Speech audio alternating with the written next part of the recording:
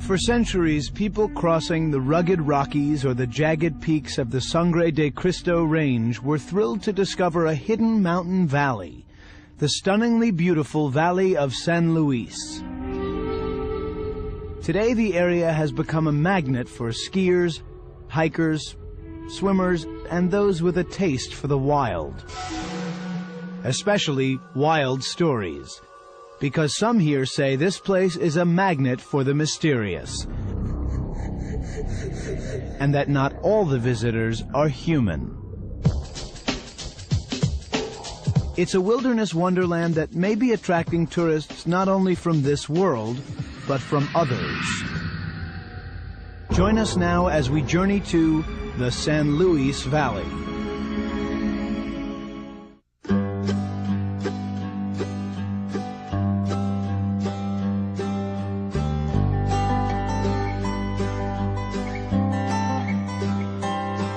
Welcome to the beautiful San Luis Valley, a lush stretch of plain hidden high in the mountains on the border between Colorado and New Mexico.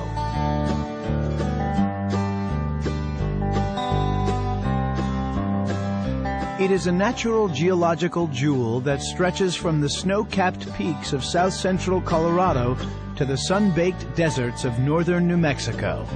By winter an icy wonderland, by summer, a sparkling piece of sunny paradise. Measuring 80 miles long and 50 miles wide, San Luis is the largest alpine valley in the world. The 4,000 square mile area is ringed by the Colorado Rocky Mountain ranges, with peaks that reach 14,000 feet into the heavens. Every clear night brings a breathtaking light show, the glory of the cosmos on full display. But some people believe that not all those bright lights are stars.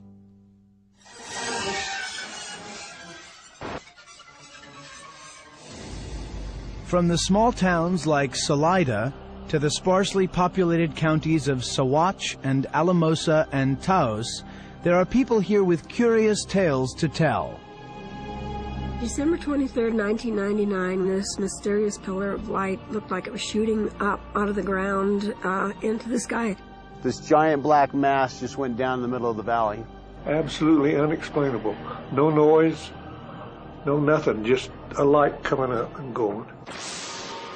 For true UFO believers, this valley has become America's UFO Central. According to the Computer UFO Network, the largest database of purported sightings in the world, it boasts more sightings per capita than any other region of the country. The number of UFO reports have recently begun to escalate at an unusual rate. No one knows for certain why. Since September, October of last year, I've seen a real upsurge in activity, whereas the 2 years before, there was hardly any. This kind of upsurge is common in areas where people claim to see UFOs frequently. It's even been given a name. It's called a flap. A flap period is when a report of a UFO comes out and all of a sudden many people start seeing UFOs. Tom McDonough is a senior scientist of the Skeptics Society and coordinator of SETI, the search for extraterrestrial intelligence at the Planetary Society, the international organization founded by astronomer Carl Sagan and colleagues. He believes there's a reason why UFO reports seem to happen in waves. One report gets a lot of coverage and people start looking at the sky, which they normally hardly pay attention to, and suddenly they see things that they didn't notice before. It's the old Psych 101 experiment where you go stand on the street corner with a couple of your buddies and you stare up at the top of the building, and before you know it, you've got 20 people around you, then you've got 50 people around you, and everybody's looking. What are they looking at? This is a type of mass hysteria where you can generate group action and have a lot of people, just by suggestion, see things that aren't actually there. Michael Shermer is the author of The Borderlands of Science, the publisher of Skeptic magazine, and holds a doctorate in the history of science. He says the explanation for the San Luis Valley lies in science, not science fiction. 90 to 95% of all UFO sightings are fully explicable by usually unusual aircraft or aircraft moving at a strange angle that it's hard to see.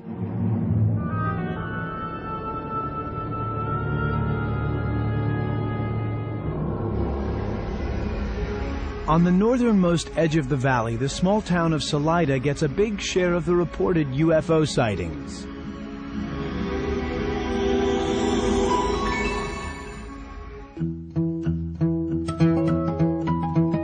Beautiful Salida sleeps peacefully in the heart of the Rocky Mountains, at the geographic center of Colorado and the northern entrance to the majestic San Luis Valley. It's an old Wild West town that has been transformed into an artist's community of painters, sculptors, and silversmiths.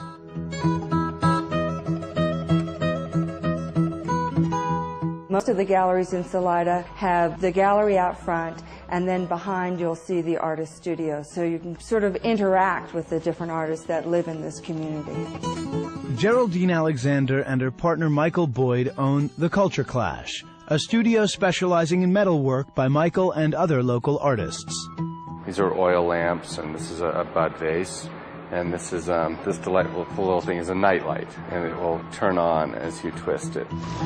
Just down the street from Culture Clash is one of the finest restaurants in town, the Spaghetti Western. Here they have fun with the town's unearthly reputation. I hear you have some delicious chips and flying salsa. You bet. They go with the Martiantinis. Yeah. They're delicious. Ask owners Kat Jackson and her husband Dakota about sightings. They'll say they haven't seen any, but they do keep an open mind. We tell our kids that the whole world is a really, really big place, and it would be maybe presumptuous of us to think that it was all about just us. For a place to stay in Salida, there's the River Run Inn. The rooms boast turn-of-the-century antiques, private baths, and plenty of peace and quiet. There are no TVs or phones here in the rooms. There is in the main room downstairs, and I find that actually it's kind of nice for guests. Some of them are wondering where the phone is right away, but that way they really have a vacation. It's like coming to the country. There's no pressure, nothing, and so it's a lot nicer. If they need to make a phone call, they can go downstairs. Guests also enjoy a full breakfast every morning and homemade cookies in the afternoon. More like a comfortable old country home than it is a museum kind of fancy B&B. And the guests do like that because it's casual. The hotels and shops cater to a year-round parade of tourists and vacationers drawn here by the awesome slopes of the Rockies and the inviting waters of the Arkansas River. It's really a playland, you know. But Virginia Nemmers, keeper of the inn, concedes that many of her guests come to Salida to see sights you won't find on any tourist map.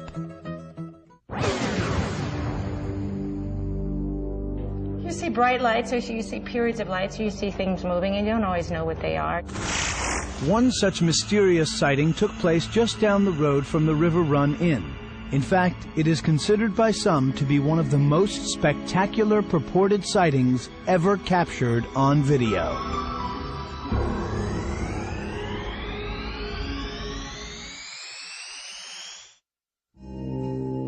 You have just entered Salida, in the heart of the Rocky Mountains, and the northern entrance to the majestic San Luis Valley. Population 5,000. Some think it should be called the Colorado Circle, the mountain's answer to the Bermuda Triangle, a place where the locals say weird tales abound. It's important that we make a distinction between these two different questions. Is there intelligent life somewhere in the cosmos, and have they come here? Have they come here? No evidence of it yet. Are they out there? No evidence of it yet. Still, the skies over Salida have been the site of sightings of some kind for more than a century. And there aren't too many sightings that have escaped the attention of Jim Wagner. very good morning to you. It is now 8:34 at KVRH, and you're tuned to the Community Forum. We have a fascinating show lined up this morning. We're talking about all the strange UFO sightings and aerial phenomena and other strange occurrences that have been happening around the valley. The local talk radio personality has compiled a large list of reports phoned in by listeners who claim they've witnessed unexplained lights in the night sky. If you have witnessed strange phenomena in the sky around the valley, give us a call right now at 539. We were driving home at dusk and saw a fireball, just a huge yellow ball, just drop straight from the sky. This thing was absolutely huge. It was flying silently. It displayed aerodynamic characteristics that are not usually associated with terrestrial aircraft, although we cannot rule out some kind of stealth program. And there was an object hanging in the sky that looked like a garbage can. And we watched that garbage can shape turn into a disc and cover the whole mountain range as far as you could see up to the northwest. This is a hard-working, very conservative community, but something is definitely going on here, and people are wondering what. I think it's going to be a good night. I bet there's nobody else out there, Jeff. It's too cold. Jim Roberts and his son Jeff have made it their mission to find out. Hey, Dad, what's that up there? Let's go ahead and pull off here. Yeah, we'll pull in here and take a look. It's going right into some clouds right now. You got it in binoculars? They're a pair of amateur UFO hunters who patrol Salida's dirt roads trying to capture photographic evidence of extraterrestrial visitations. It's gone. It's gone. It's gone. It's gone. See, that's the only thing I hate. There's nothing new about that. Nope. What I have primarily seen has been different colored balls of light. The white and the silvery balls. I've seen the salmon colored balls of light that are just instantaneous. 6, 7, 8 seconds and they just blink off, you know. And Roberts believes his photographs prove it. He also captured 2 of his most unusual sightings on videotape. The first one was at night, and it was just, again, just a ball of light that actually was moving around some. Most of the ones that I've seen have not really been moving. They're just stationary, but they don't last that long. Roberts says he saw the second one in the skies just above his house. I looked behind me and I saw this ball in the sky. And I thought, shoot, you know, the garbage can wait. So I came back and got my video, and I taped it for a bit. I probably watched it for maybe 10, 11 minutes, and then it just gradually faded out.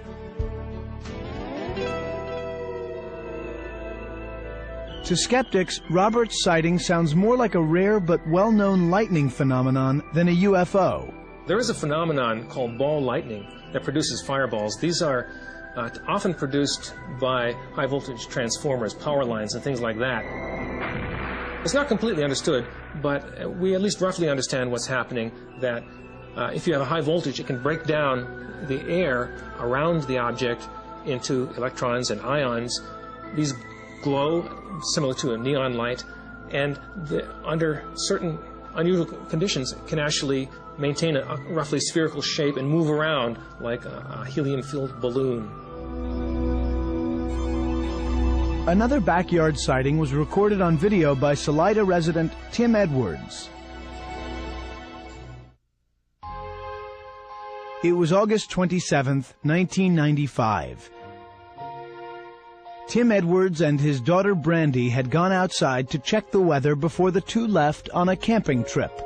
I looked up, I seen a very white, very intensely lit, glimmering white light coming in from the west, and it appeared to almost be walking or stepping across the sky, like projecting itself to the next image, but at an incredible speed. Tim ran back into the house to grab his video camera and managed to record almost 10 minutes of this unidentified cigar-shaped object. UFO believer and former nuclear physicist Stanton Friedman, who's made a second career out of investigating UFO-related stories, finds the Edwards footage intriguing. It's truly an unidentified flying object, whether it's a flying saucer, alien spacecraft. I don't know. It's still in my gray basket, maybe. Cigar shape with lights around it, that's what blimps look like. Now, I don't know if this was a blimp. Maybe it was a blimp-like structure. Maybe the government's testing some unusual aircraft. It's hard to say. Grainy videos are hard to make out. When things are hard to tell, when they're in that blurry borderlands there where you can't quite make it out, the mind fills in the gaps. Whatever it is Tim Edwards caught on video, it's kept local people wondering ever since.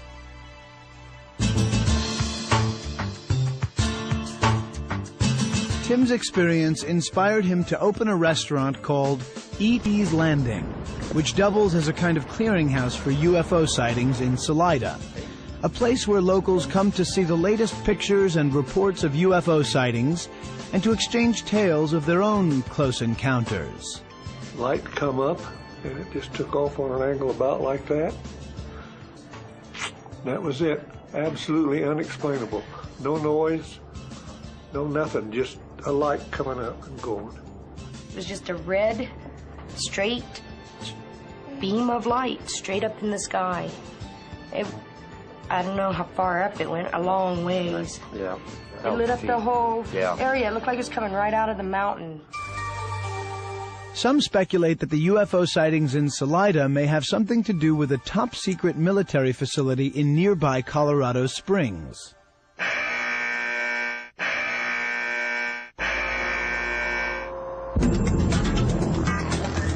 The North American Aerospace Defense Command, or NORAD, which monitors enemy planes, missiles, and spacecraft to warn of any impending attack on the U.S. and Canada. I suspect the presence of NORAD has a lot to do with the sightings in this valley. Military bases are places where there are a lot of aircraft flying around, and many of them are aircraft that don't want the public to know they're there. There was probably testing of equipment, again, that people were not used to seeing, so they reported as an unidentified flying object. To them, it is unidentified. UFO enthusiasts like Jim Mars, the author of Alien Agenda, a book on UFOs, believes that if aliens are coming here, they may have a way of pinpointing military sites. Perhaps, they contend, aliens want to assess our defense capability. It would seem to make sense that the existence of NORAD and other defense installations in Colorado might be an attractant to UFOs, because it is very plain in the literature that going back to World War II, the greatest number of sightings seem to always concentrate at military installations or atomic installations, some of the most sensitive points of our defense and research facilities. Are the aliens spying on us by going to NORAD? Well, what's more likely? That aliens who have somehow mastered the technologies for interstellar space travel would come to us in our infancy of technology for flight to learn about us? Seems unlikely. Arlene Shovald doesn't think so. Nearly every night this week, some kind of light has been observed in various positions in the blue depths. She's a reporter for Salida's Mountain Mail newspaper. The strange light has appeared over Tenderfoot above Chavano and again in the northern sky, and at each time at great distances. Her research of the Salida UFO mystery uncovered newspaper reports of sightings dating back to as early as 1897. The earliest was 1897. There were two references to strange airships in the sky, and then I found, of course, the 1917 one. Some are described as saucer-shaped, some are described as cigar-shaped, some are described as lights. Some, she says, are very similar to what Tim Edwards caught on tape. When I first saw the video that Tim took, I thought it looks just like what was described in the old newspaper in 1917. It may sound intriguing, but Shermer doesn't buy it. The sightings of the 1890s are a no-brainer. We know what was going on there. That was the hot air balloons and the glider experiments and the dirigibles and blimps, and all that was the high technology of the day. So, of course, there was a wave of sightings, a flap of sightings of balloon-like objects, because that's what people expect to see.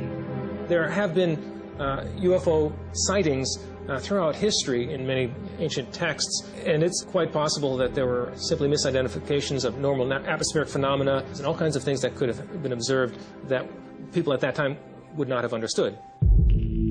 But UFO enthusiasts are not just looking to the heavens for signs of alien visitation. They claim they're finding evidence of UFOs right here on Earth, in this very valley, just down the road from Salida.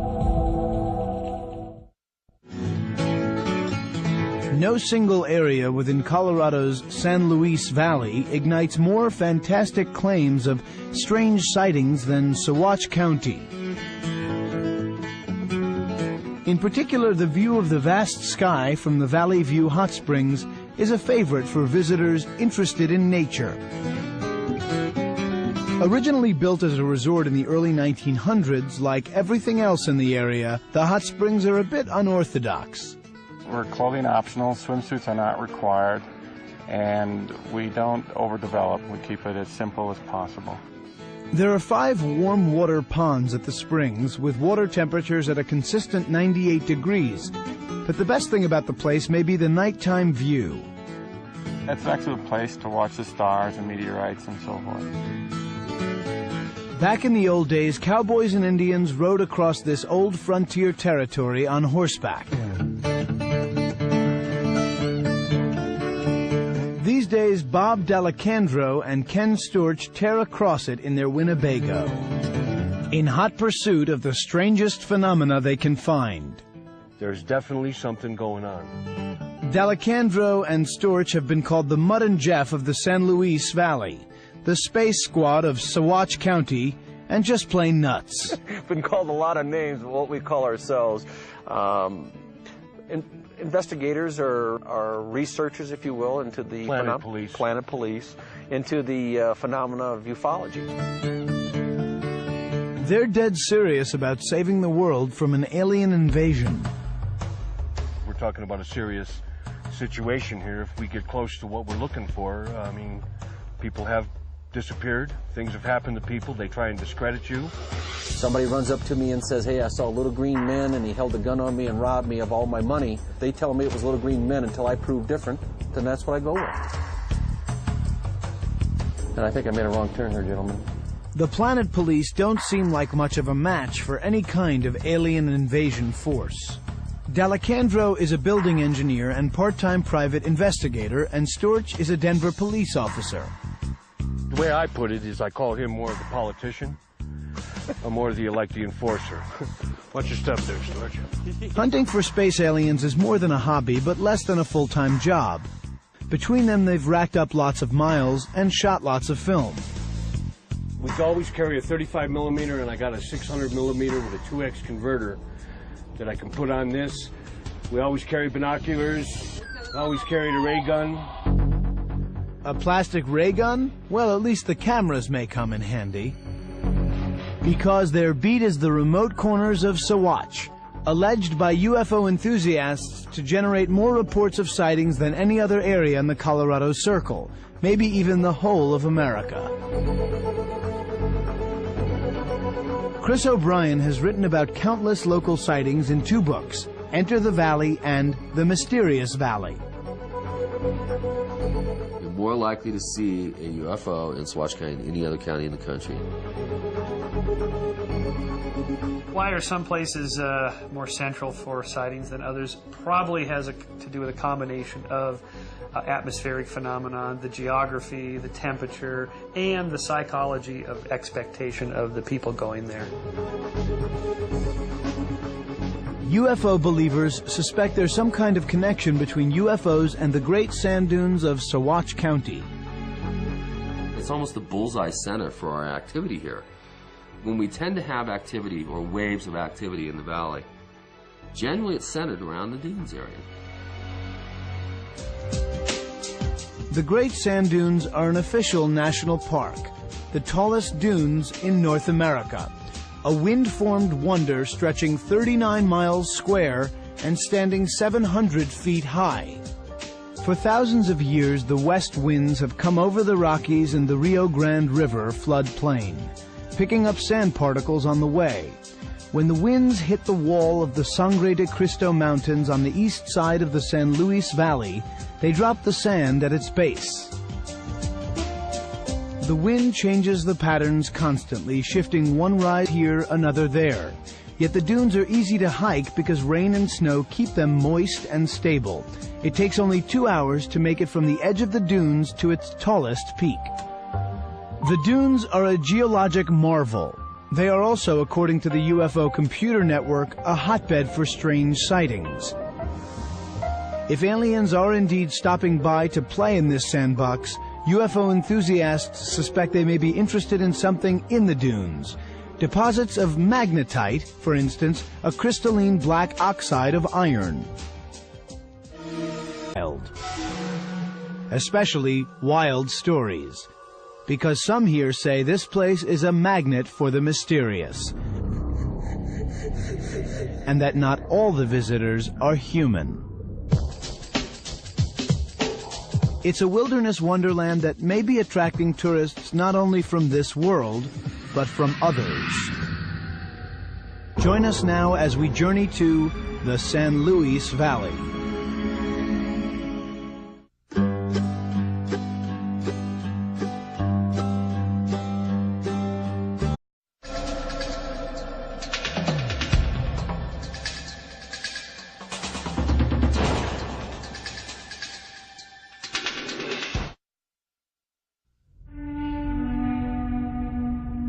For centuries, people crossing the rugged Rockies or the jagged peaks of the Sangre de Cristo Range were thrilled to discover a hidden mountain valley, the stunningly beautiful Valley of San Luis. Today, the area has become a magnet for skiers, hikers, swimmers, and those with a taste for the wild. By summer, a sparkling piece of sunny paradise. Measuring 80 miles long and 50 miles wide, San Luis is the largest alpine valley in the world. The 4,000 square mile area is ringed by the Colorado Rocky Mountain ranges, with peaks that reach 14,000 feet into the heavens. Every clear night brings a breathtaking light show, the glory of the cosmos on full display. But some people believe that not all those bright lights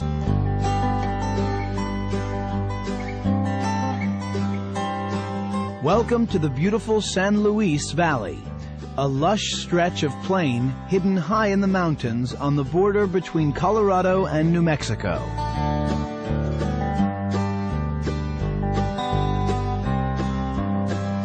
It is a natural geological jewel that stretches from the snow-capped peaks of south-central Colorado to the sun-baked deserts of northern New Mexico.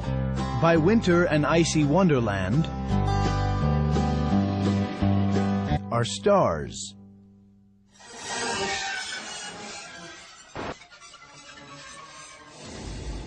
From the small towns like Salida to the sparsely populated counties of Saguache and Alamosa and Taos, there are people here with curious tales to tell. December 23rd, 1999, this mysterious pillar of light looked like it was shooting up out of the ground into the sky. This giant black mass just went down the middle of the valley. Absolutely unexplainable. No noise, no nothing, just a light coming up.